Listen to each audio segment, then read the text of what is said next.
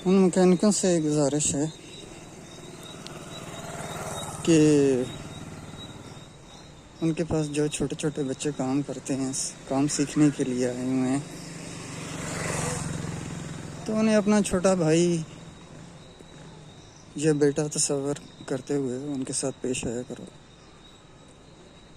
बाज़ जगह तो उनके साथ बहुत बुरा सलूक किया जाता है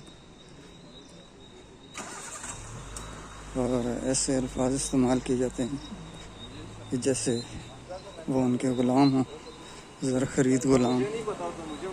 उन्हें बेरहमाना तशद्दुद का भी निशाना बनाया जाता है।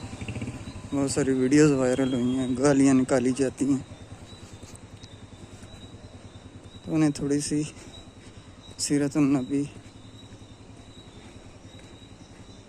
नबी का भी मुताला करना चाहिए इस हवाले से।